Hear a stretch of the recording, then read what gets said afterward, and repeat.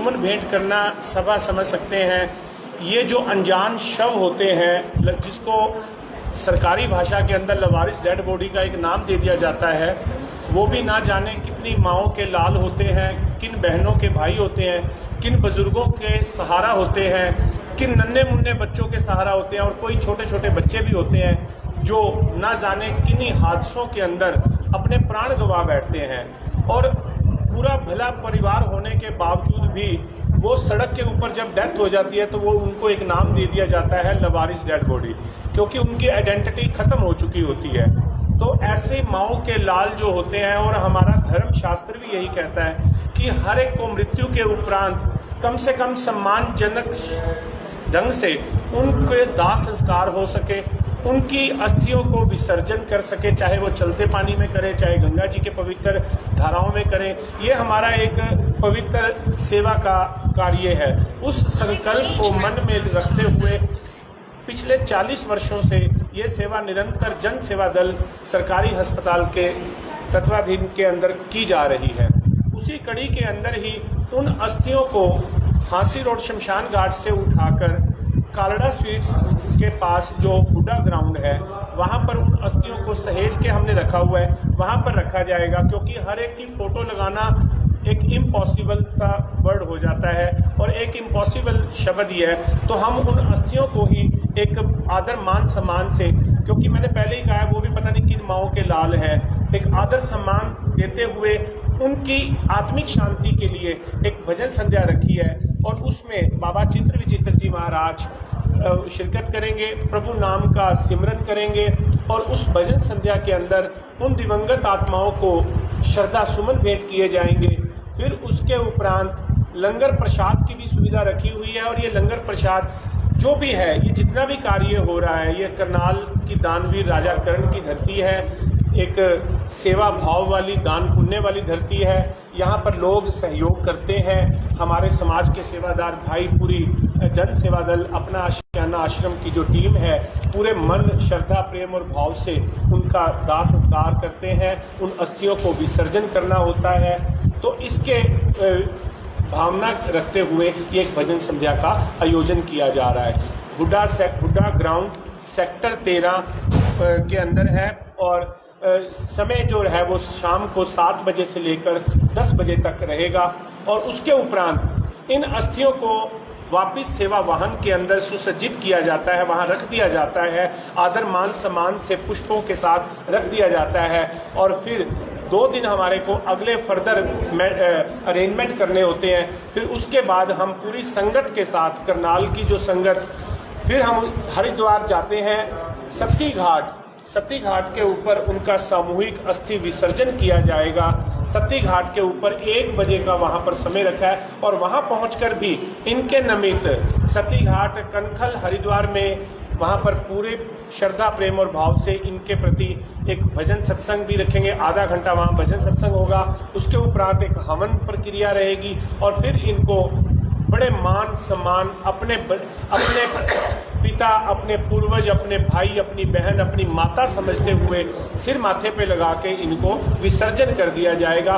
और इस भावना और कामना के साथ कि जिन भी घर परिवारों से ये बिछड़े हुए प्राणी हैं, वो अपने अपने घरों के अंदर, यानी कि निज धाम, जो असली प्रभु का धाम है, वहां जाकर विश्राम करें। और इनके साथ जो हादसे हुए हैं, परमात्मा ना करे इनको दोबारा से जन्म मिले और इनको दोबारा से इसी के अंदर भटकना पड़े, इन्हीं योनियों के अंदर। तो यही हमारी भी एक कामना होती है।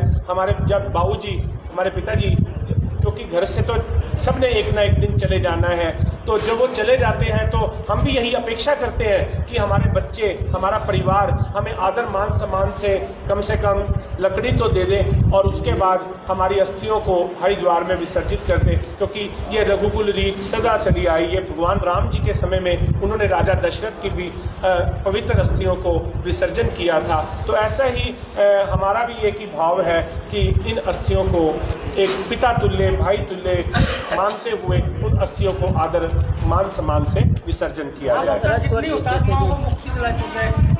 देखिए, ये संस्कार की विधि करना, संस्कार की प्रक्रिया करना, ये तो हमारे हाथ में है।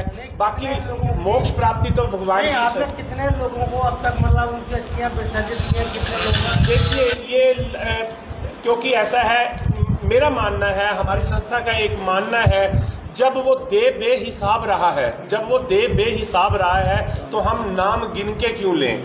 तो हम जो सेवा का कार्य करते हैं, प्रयास रहता है कि हम ना गिनती करें, और जो गिनती हो रही है वो समाज के अंदर जो हमारे पास, क्योंकि इनका दाह संस्कार कैसे होता है, जो लवारिस डेड बॉडी सड़क पे पड़ी होती है, पुलिस वाले उसकी पूरी, पुलिस विभाग वाले पूरी कार्रवाई करते हैं। कार्रवाई करने के उपरांत वो हमारे को बॉडी हैंड ओवर करते हैं, तो उनका हम दाह संस्कार करते हैं। और इस समय जो हमारी 1000 से 1200 लोगों की अस्थियां हैं, जो अब हम इसको विसर्जन करने के लिए जा रहे हैं। ये कितने सालों की होती है ये अस्थियां? ये 1 साल के अंदर हम 2 बार जाते हैं।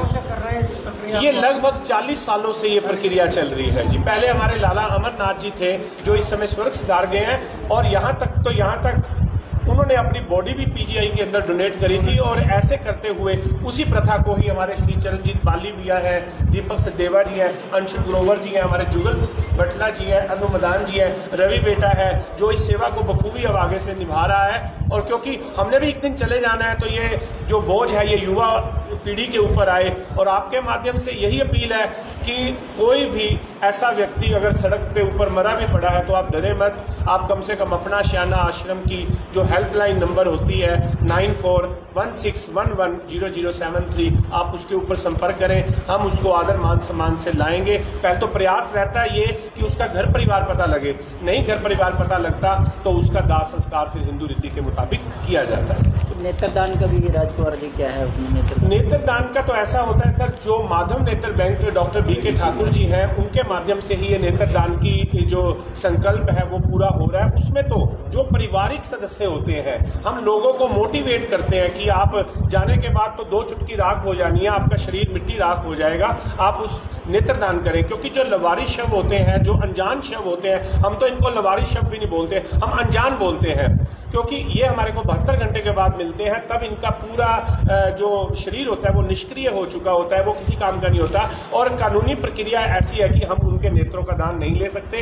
केवल जो समाज के अंदर दूसरे व्यक्ति हैं, जब जो पब्लिक है, आम पब्लिक है, अगर वो सामाजिक व्यक्तियों के घर परिवार से जब सदस्य चले जाते हैं, तो हमारी पूरी टीम पूरे डेडिकेशन से उनको प्रेरित करती है, मोटिवेट करती है कि आप इनके नेत्रों का दान करें, तो वो फिर नेत्रदान करते हैं। प्रदान कर चुके हैं नेत्रदान के माध्यम। ये लगभग 10,000 लोगों की आंखें डोनेट हो चुकी हैं आफ्टर डेथ।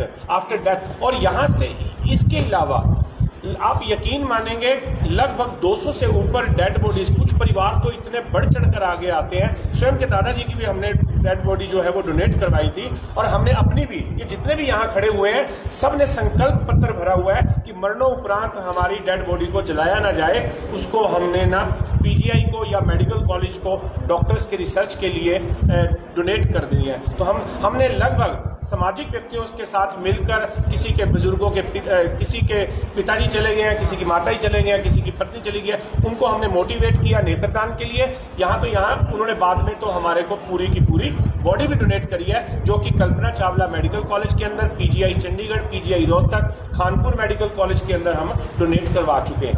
अरोड़ा जी, अगर बात करें तो देहदान की प्रक्रिया से आज भी आम व्यक्ति अनजान है, तो उसकी क्या प्रक्रिया रहती है? देखिए सर, उसकी ये प्रक्रिया है कि अपने जीवन काल में हम एक फार्म भर सकते हैं, और वो फार्म भरने के बाद उसकी अपनी मंशा जो है अपने परिवार वालों को बता सकते हैं। तो वो जैसे परिवार वालों के, अगर कोई प्रभु को प्यारा हो जाता है तो पारिवारिक सदस्य हमारे साथ संपर्क करेंगे, तो हम मेडिकल कॉलेजेस के साथ संपर्क होता है हमारा, केवल गवर्नमेंट मेडिकल कॉलेजेस के साथ संपर्क होता है। हम वहां पर उनकी फार्म कहाँ पर मिलता है? फार्म हमारे यहाँ जन सेवा दल सरकारी अस्पताल के अंदर, जहाँ पर हमारे दीपक भैया और अंशुल भैया साथ में बाली भैया वहां पर होते हैं, वहां से फार्म मिलता है। नहीं तो अपना श्याना आश्रम के अंदर भी। राजकुमार जी, आखिरी सवाल जी।